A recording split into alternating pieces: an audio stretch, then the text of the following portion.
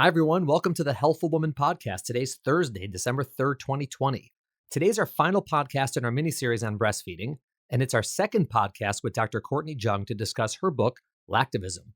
On Monday, we discussed how Dr. Jung came to write this book and how she defines lactivism. We discussed the problem when advocacy and support for breastfeeding, which are great, cross a line and turn into coercion and shaming, which are, of course, a big problem. We looked at public policies that, although were well-intended, might not actually be the best way to support women. We also discussed the actual benefits of breastfeeding, which ones are evidence-based, and what the magnitude of benefit might be. Today, we're going to continue our discussion on this important and fascinating topic. Next week, we have a real treat, as I'm joined by not one, but two doulas, Stephanie King and Courtney Clegg, to discuss the role of a labor doula, their online prenatal course, and their podcast. Thanks a lot. Have a great day and have a great weekend. Welcome to today's episode of Healthful Woman, a podcast designed to explore topics in women's health at all stages of life. I'm your host, Dr. Nathan Fox, an OBGYN and maternal fetal medicine specialist practicing in New York City. At Healthful Woman, I speak with leaders in the field to help you learn more about women's health, pregnancy, and wellness. Two things you said I think just are so important and hit home with me. The first about who your book spoke to. We had a couple on our podcast a little bit of time ago, the Briefs. They had their third child through a gestational carrier that she wasn't able, after her second child, she had complications, so she had to do her third. And she was, I remember because I spoke to her towards the end of that pregnancy. So she's anticipating her gestational carrier is about to deliver. And she was distraught that she wasn't going to be able to breastfeed. And she was talking to me about various, medications you can take to do this, do that. And I said to her, and I remember just asking, and she was, she breastfed her other kids and she was, really supportive. And I said, I think that's great, but what's your concern? She, gave the whole list. And I said, you know what, read this book. And so I literally, I went to my shelf, I pulled out the book. She was in my home. I gave her your book. And like a day later, she gave it back to me. She's like, I was up all night reading this book. Thank you. And like, that was it. She's like, I'm good now. This is, she has a different perspective. And thank God that the baby's beautiful and healthy and wonderful. And I think she's definitely disappointed in the sense that she's not breastfeeding because she had a really good experience or a positive experience with other children. But it's no longer that sense of shame, guilt, horror that somehow she's, unable to provide for her children that she could before. And I think that that's really where the book is so critical. It's not meant to be, as you wrote it, and it's not, I don't recommend it to people as sort of like, here's your argument not to breastfeed, like don't breastfeed. No, it's if it turns out that it's not the right thing for you, for either because you can't, like physically you can't produce enough milk, or circumstances as such that you can't, or because of work, you just can't. It's okay. Like, these are choices people make. And in the grand scheme of things for the health of our children, it's not, the biggest health decision we're going to make in their lives. It's a decision, but like everything. And so that's the first point. And so I that really hit home with me when you mentioned that. And the second thing is this idea about, is this a liberal or conservative position? And I look at it the same way you do. It's really, how do you view the idea of choice? I think in truth, in great truth, it's not liberal or conservative. I think in theory, everyone sort of agrees with the idea of choice. It's just sort of where we choose to enforce it in that sense. I like the irony of you saying where we choose to enforce choice. It's really, because you think about it, which position is truly the quote unquote feminist one? Is it, the idea that breastfeeding is empowering, which is true in a sense, or the idea that you have a choice over how to feed your own children? And they're both sort of quote unquote liberal or feminist or whatever positions, but they should work together. They're not opposed to each other. That if someone makes the choice to not breastfeed, that doesn't mean that there's something horrible going on. Right. Absolutely. I think it's important to think of both of those as potential or real feminist positions, right? Yeah. And the fact, and that they needn't be contradictory. Some women absolutely do feel like, I am woman, hear me roar, watch me, I am breastfeeding my child, and this is the power of my body. And I get that. I totally do. And that's cool. But it's also the case that some women will choose not to breastfeed and some women can't breastfeed. And that does not make them less women. That's what's really, really important. It doesn't make them less women, and it doesn't make them less parents. Right. And I really think that there are problems with the messaging. There's a great quote at the end of your book. It says, "But it is not choice that is the enemy. There's a difference between supporting a woman's decision to breastfeed through policy changes like improved maternity leave, flexible work schedules, and on-site daycare facilities, and compelling women to breastfeed by demonizing formula. A woman should breastfeed because she wants to, not because someone tells her she has to." And I think that's just the difference. I mean, I know in my own hospital, they had there's a big initiative, and, the hospital I deliver at is a quote unquote baby-friendly hospital, which is itself an odd name. But they had all these posters on the wall saying, breast is best, everyone can breastfeed, you should breastfeed, it's great for your baby, everyone wins, all these types of signs. And I was taking care of a woman, and, the poor thing, she's HIV positive. She's not supposed to breastfeed her child because it's recommended she not breastfeed if she's HIV positive. And not only does she have to, have a baby and work through the fact that she has HIV and now worry about is her baby getting HIV, now there's a sign on the wall telling her she's a bad mother for not breastfeeding as well. And I'm like, this is horrible. This is like a good idea going totally bad for and it's not an insignificant subset of people. There's a real subset of people who can't breastfeed. And now it's just shame that we're putting on them. And it's really horrible. I was so upset by that. Yeah. I have a niece who I adore who had breast cancer a few years ago. She has the BRCA gene. So, she got breast cancer when she was 32 or so. And she had a double mastectomy and chemotherapy, radiation, etc. And then a couple of years after that, she got pregnant, which was, absolutely amazing and wonderful. And so life affirming. And when she went to interview, she, hired a doula like people do, and she was interviewing doulas, and she explained that she had had a double mastectomy. And the doula actually said to her, "Well, then how are you going to breastfeed your baby? What's your plan?" And she said, "I'm not going to breastfeed my baby. I've had a double mastectomy," and it's just mind boggling that people, it's not possible that you're not going to breastfeed your baby. And then what happened, she also felt terrible. The day that she was in labor, she and I were texting, and she texted that I said, "Are you excited? This is incredible. And in a few hours, you're going to have a baby." And she said, "I just feel really awful that I'm not going to be able to breastfeed." And I was in the car, and I pulled over, and I called her, and I said, "Tia, listen to me. I need you to listen to me right now. Your baby is not going to be any the worse off for you not breastfeeding her. There's not going to be any bad outcome, but your baby may be worse off if you feel shame and sad that you're not breastfeeding her, because she may be able to pick up on how you feel and your mood, and you need to feel confident and happy about everything that you're doing with this baby because you're doing everything right." And she's like, "Okay, all right, I got it. Okay, I'm good. I'm doing this." Not all women have you to call them. I mean, they have your book potentially if someone recommends it to them, but it's... You know what? I would be honestly happy to get everyone on the phone. Let's do it. No, but give them that little speech. I can't. Yeah, I can't agree more. It's like, oh my God, the pain that this is causing women, it's just unbearable. I cannot stand how this is making women feel.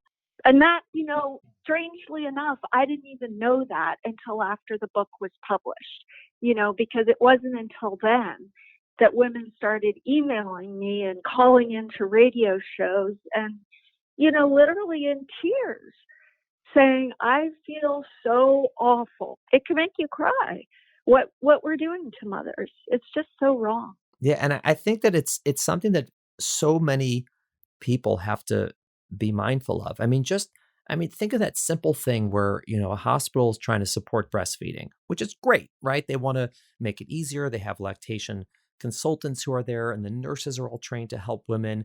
And it's fantastic. Like, that is a great idea to have the hospital, the postpartum area, help women with initiating breastfeeding and doing it. Great. But then someone has the bright idea, okay, now let's sort of reward hospitals who do this better and give them a baby friendly distinction. That's what we're going to call it. And you win like a baby friendly distinction. And in order to do this, you have to do A, B, C, and D.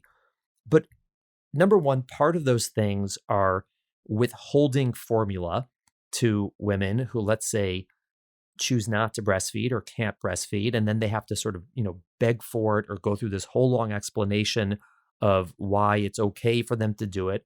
And just the name, like, okay, does that mean if I'm not breastfeeding, I'm not being friendly to my baby? Like, does that mean I'm being mean to my baby? Like, what does that even mean? What's the messaging we're giving women who can't or choose not to breastfeed? And then it has the exact opposite effect of not being supportive. It's the opposite of supportive for all those women who aren't breastfeeding. It's literally a chain. And it's terrible. It's a great idea on the front end, and it becomes horrible for the other women. Yep. It's hard. And this is something that it starts with, I believe, the medical profession. I think that as doctors who take care of these women, both obstetricians, pediatricians, I think we have to be honest with women about the difference between sort of the recommendations on the book, right? The recommendation is exclusively breastfeed your child for 6 months. Okay, that's what the American Academy of Pediatrics says. Fine. But between that and the nuance of, well, why, right? What is the benefit? How great is the benefit? What's the magnitude of the benefit? Is it going to work for you? And if it doesn't work for you, to sort of, put it in context that it really is okay. And we're not talking about a risky thing to not breastfeed. And, that formula is safe and the industry is regulated, all those things, and to go into that so that women feel confident with whatever choice they make. But then it goes up into the level, and all the policymakers who either on a hospital level or on a, population level start making these policies, they have to be very mindful of the other end of the equation. I guess that's where you come in, the political scientist. Who would have thought that the political scientist would wade in on this? Right. And there's two other aspects I want to touch upon. And the first you mentioned at the very beginning, which is a hugely important topic and is in a good way been raised again, at least in this country. And this idea of race and disparities, and the fact that, as you mentioned, it seems to be that breastfeeding has become a way to divide people by race and potentially even discriminate against people of color, for example, because if as a community they're breastfeeding less, sort of by definition, we're shaming them more. And I was wondering if you could, touch on that, sort of what you learned based on that initial conversation you had, which sort of, struck you to where you are now. Right. So in the United States, it is the case that breastfeeding is associated with class status, with levels of education, and race. So white women who have higher levels of education and who are middle class or upper middle class are much more likely to breastfeed than Black women and women who are poor and women who have less education. So there are clear race and class disparities between breastfeeders and non-breastfeeders. So, what we would say in political science is that breastfeeding is highly correlated with race, class, and education. So what we're doing in the United States is we're elevating the breastfeeding practices of white middle-class educated women to be the national standard. And then we're saying everybody who doesn't meet that white middle-class standard of feeding practices is not doing right by their baby, is a bad parent. And so what I would say is that breastfeeding is then doing the work of policing the boundaries of race and class. So it's reproducing discriminatory tropes about who's doing the right thing and who's not doing the right thing in the United States. And then when you elevate breastfeeding to a public health issue, then it becomes something that we need to do in order to be good citizens.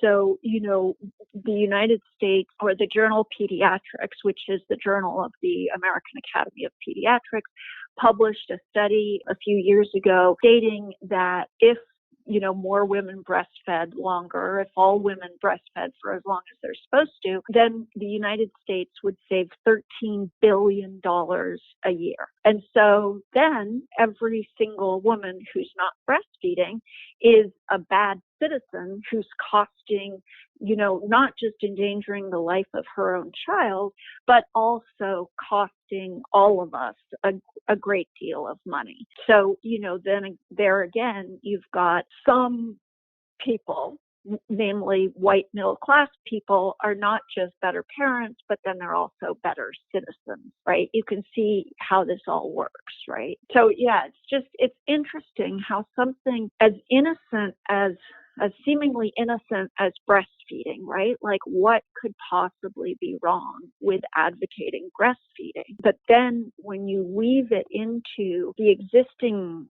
sort of fissures of class and race in the United States, you can see how breastfeeding also, the language of breastfeeding and breastfeeding advocacy actually gets used to reinforce the ideas we already have about race and class differences.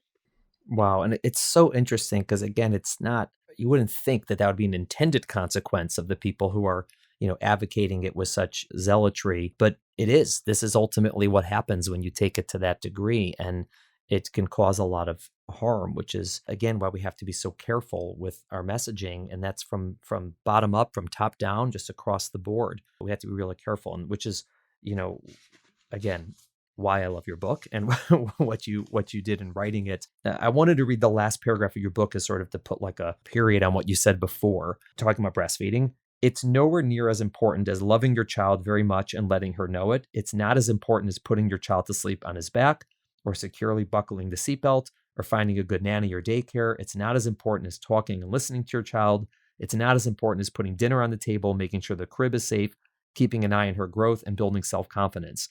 It's not as important as putting a roof over his head. And it's definitely not as important as simply caring a great deal.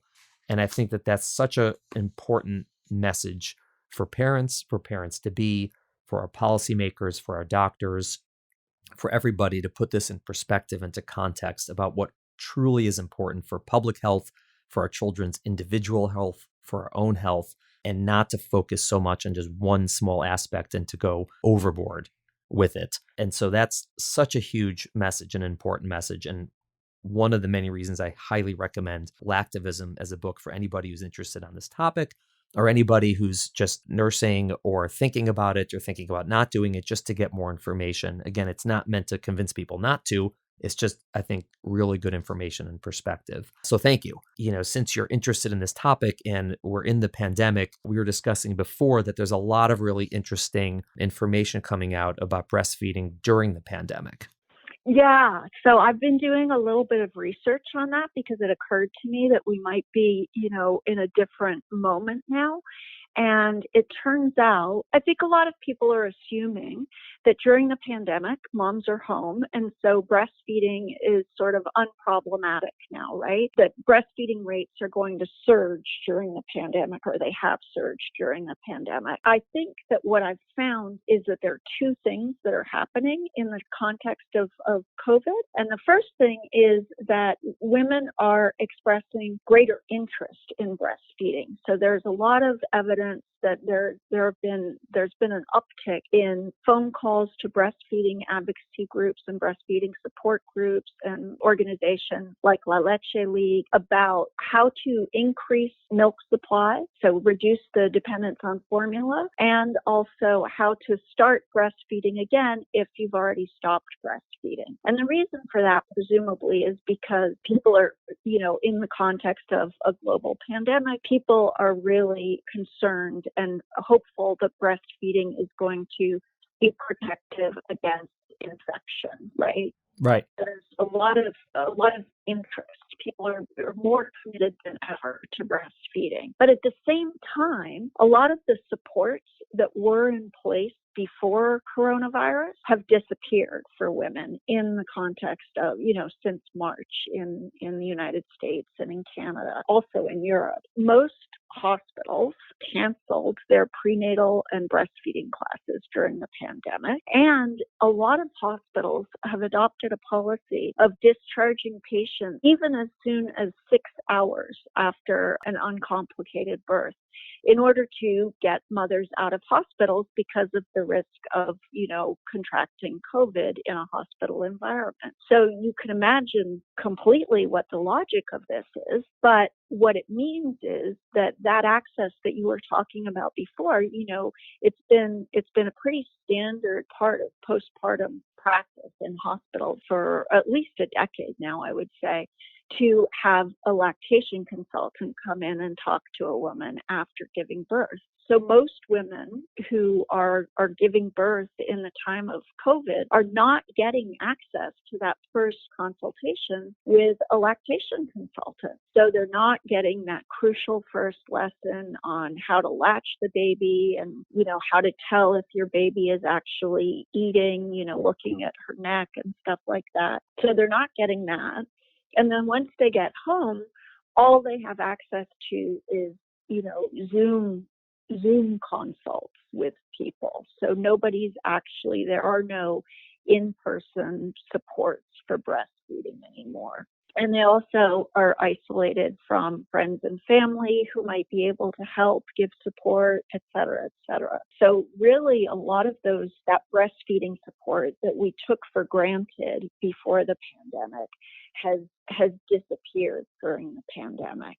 And another thing that is different is mental health, which I guess, should not be surprising to us. But there was one study of new mothers that showed that 15% of new mothers register signs of depression before the pandemic, but over 40% scored at or above the range for depression during the pandemic. So under normal circumstances, experts say that postpartum depression affects 1 in 7 new mothers. And now the numbers that we've got with 40%, that's about 3 out of 7, or looked at another way, just over 1 in 3. So we've got depression at much higher levels than we normally have. And that same study also found that moderate to high anxiety jumped from 29% before the pandemic to 72% among new mothers during the pandemic. And, we know that mental health and anxiety are closely related to breastfeeding in the sense that, anxiety and depression can impede milk production and can impede a mother's emotional capacity to breastfeed. But it's also the case that, many people have pointed out that pressure to breastfeed also contributes to postpartum depression. So that's a tangled nest there between mental health and breastfeeding that works, and by tangled, I mean, it works in both directions. There's a lot going on out there with breastfeeding and new mothers in the time of coronavirus. The pressure is higher because we're in a global pandemic, and breastfeeding is considered to be protective against so many bad health outcomes. So the pressure is higher, mothers' commitments to breastfeeding are higher, and the barriers are also higher in the sense that the supports are not there, and depression and anxiety are way up. Yeah, I think that that's so important, what you're talking about on many levels. And this idea that, with the pandemic, there was such a drastic and sudden change in how we normally do things. And when you do that in a society, there's a lot of consequences to that. Again, some of them are good, meaning we probably lowered the rate of people getting COVID by them getting out of the hospital. So, in the one sense, that's good. But essentially, all of these support systems that were in place for women who were planning to breastfeed or interested in breastfeeding, again, which we've always said are good. Like, it's good to have support systems in place and, encouragement and support and, whatever it is that they might need to help them. And so much of that was done either during educational classes in person. You really can't do it over Zoom. And, the lactation consultants tend to be very good when they're hands-on, literally showing you, the position of the baby and this. And it's not, you could do something over Zoom, but clearly this is something that's going to require ideally hands-on. And also just those first few days in the hospital, which is when, the first 24 hours in the hospital, the baby doesn't tend to eat very much because there isn't breast milk. There's just the colostrum. So there's very little volume coming out. So they work, on the latch. And also a lot of the babies the first 24 hours, very sleepy. They don't tend to have as good a, some do, some are, they pick it up right away. But many babies, it takes a little bit of time. And those first 2 days in the hospital was a time when many women would, with the help, either on their own or with the help of the nurse or lactation consultant, figure it out. So when you remove that suddenly, that doesn't happen. And so then they go home. And on top of that, the support systems that women typically had in place, even at home, right? Whether it's their mother, their sister, their aunt, their friend, a lactation consultant coming to their home, they're not there to help them either. And so women are left, them or they and their partners to figure it out, so to speak, on their own. And that's another huge barrier. And like you said, with mental health, part of mental health is just the stress of the pandemic itself. Number two is many women need support at home to maintain their mental health. It's hard to sleep at night. Some of them had C-sections and much more difficult recoveries, let's say. And so if you're on your own, so to speak, it's harder to maintain good mental health. And, general isolation leads to that. But what I think is fascinating about all this is, like you said, it's pulling in different directions. But this is also one of the consequences of this sort of Corona COVID tunnel vision we had, that, everything was focused on lowering the risk of people catching this virus. And obviously that's a good thing for people not to catch the virus. And I'm not even saying that the policies were wrong. This is just, commenting about it in general. When you do that, there's so many unintended consequences that could have serious implications to people's well-being and health. And if breastfeeding is truly such a public health issue, well, that sort of fell by the wayside during this other public health issue. And it's sort of like, well, what is the message? What really is important? And I don't think that people are on a population level equipped to figure this out quickly and to act. I think there's so much that we don't know and so much that is hard to figure out that, everyone just sort of says, all right, we're all doing this, and everything else, hope it works. You can hardly fault hospitals for thinking, let's get, mothers in and out quickly, because hospitals are dangerous places because they're also treating, COVID patients. That makes total sense. And yet, Yeah, I certainly don't blame the hospitals on this. And I don't blame government or public health. I mean, we're faced with something that is new, that was, I think the word being thrown about is unprecedented. I hear it 14 times an hour, but it's true. Like, that no one was, had this before. And so they're just trying to make decisions on the fly. And every decision that we make on a population level is going to have ripple effects that are A, predictable, and B, unpredictable. And again, so be it, right? If we're trying to, save everyone from, getting very sick with this virus, okay, you got to do what you got to do, but there are going to be these effects. And like I said, they're very hard to work out on the front end because it would take months of committees and huge numbers of people trying to figure this out. And by the time you figure it out, you missed your opportunity to intervene. And so this is something that just happens, but people have to be mindful of it, that this is going to be a consequence potentially in this era, and maybe how to adjust for it as best as possible. Yeah, absolutely. I mean, so much has changed during the pandemic. Things that we never imagined possible have happened. And it would be really nice if one of the things that changed during the pandemic is that we started to respect women's choices around infant feeding. And we thought, you know what? this has been a really tough time. A lot of people are facing this pandemic under really different circumstances with different pressures and different obligations and different resources. And therefore, we should just basically say, you're doing the best you can. You're dealing with this in the way that's best for you. And that's good enough for me. Yeah, I think that's a really good point. And also, I think, a pandemic like this, not only is it true during the pandemic, but it gives people this perspective about there are problems and then there are big problems, right? And so, whether a woman does or doesn't breastfeed, call it a problem, don't call it a problem, it's a decision. But, big problems is, are we going to have, thousands and hundreds of thousands of people dying from a virus as a public health issue? Or what are we going to do with school for all of these children now, right? Which is a huge issue. How are we going to educate our kids in this environment, both, academic, educational, social, emotional, all of these things that I think most people would agree are bigger issues that our society is facing, and to sort of put some of these others into proper context. I know one of the things I was saying is when the pandemic hit, it's, March, April, it was literally like a week after in New York City, they had this whole thing about plastic straws and plastic bags. And I remember in March, April, I said, like, we're not talking about the plastic bags anymore. we're done with that conversation. That has been bumped down 12 levels.